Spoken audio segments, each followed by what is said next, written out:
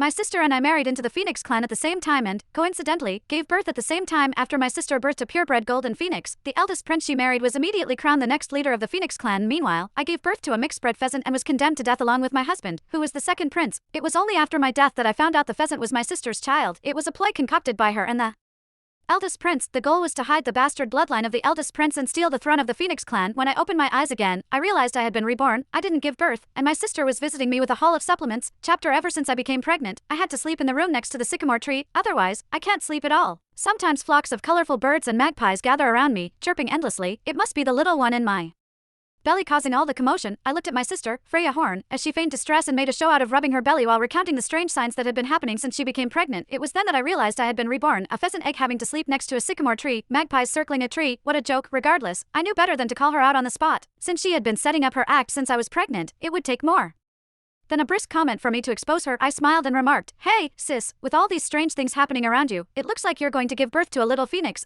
Freya beamed at the suggestion. Unbeknownst to her, I sensed the malice behind her smile. Both of us were legitimate daughters of the Bluebird clan, but our parents have never loved me. My mother resented me for not being born a son and blamed me for my father's withholding his affection from her. Since then, she has reserved all of her love for Freya. Eventually, we both married into the Phoenix clan. She was wedded to the benevolent and gentle eldest Prince Emmett Songhart, while I was married to the second in line, the courageous warrior, Prince Asgon Songhart. Later, we became pregnant at the same time when she came to me with a haul of supplements and invited me to Ambrose Hill Villa for a stroll. I did not suspect her of anything. Little did I know, it would be the beginning of my nightmare.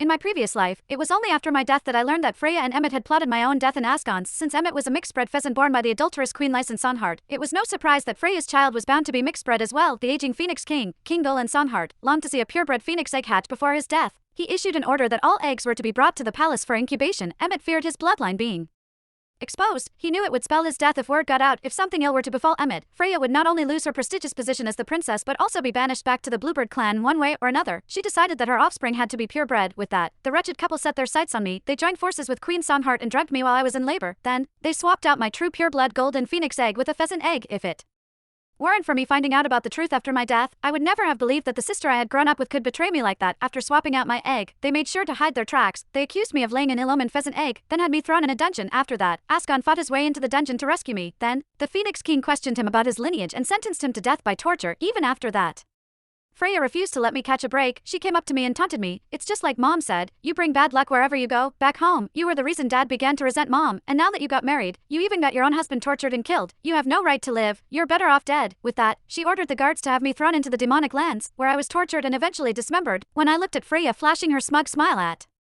me, I had to suppress the surging anger within me.